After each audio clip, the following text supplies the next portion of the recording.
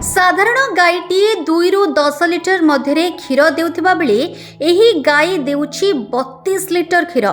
गाई रखिथिबा चाषी चर्चार केन्द्रबिंदु पालटिछंती। होल्स्टाइन फ्रिसियन एवं जर्सी प्रजातिर मिश्रित वर्णसंकर गाई रखी लाभवान। वैज्ञानिक प्रणाली रे गोपालन एवं उन्नत प्रजातिर गाई चयन उपरे गुरुत्वारोप।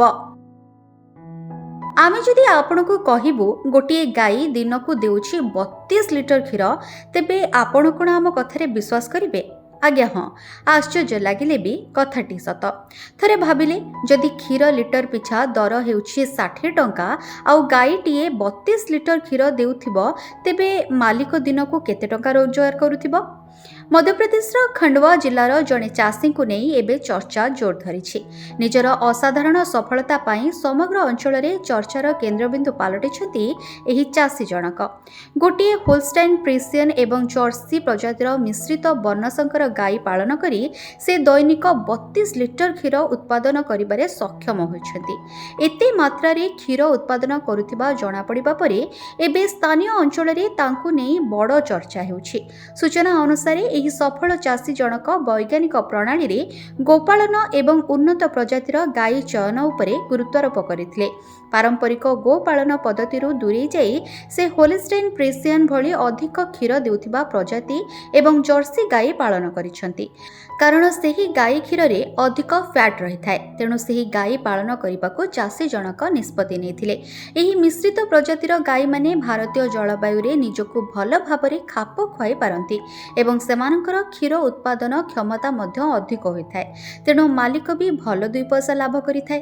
कुहा जाउछि एही चाषीक सफलता पछरे केवल उन्नत प्रजातिर गाई चयन नुहे बरं तांकर कठिन परिश्रम एवं वैज्ञानिक परिचालना मध्य रहिछि। से गाईर खाद्य पेय स्वास्थ्य एवं स्वच्छता उपरे विशेष ध्यान दैछंती। गाई को संतुलित आहार जोगाइबा पाई से सबुज घास सुखिला चारा एवं पशु खाद्यर व्यवहार करती। एहा सहित नियमित टीकाकरण एवं पशु चिकित्सक परामर्श ग्रहण करी से गाई को सुस्थ रखिबारे सक्षम होइछंती। दैनिक 32 लिटर क्षीर उत्पादन करबा फलरे एही चाषी जनक स्थानीय दुग्ध समवाय समिति रे क्षीर बिक्री करी भल 2 पैसा रोजगार करुछंती। तांकर एही सफलता अन्य चाषी माननकु मध्य उन्नत प्रणाली रे गोपालन करबा पई उत्साहित करुछे।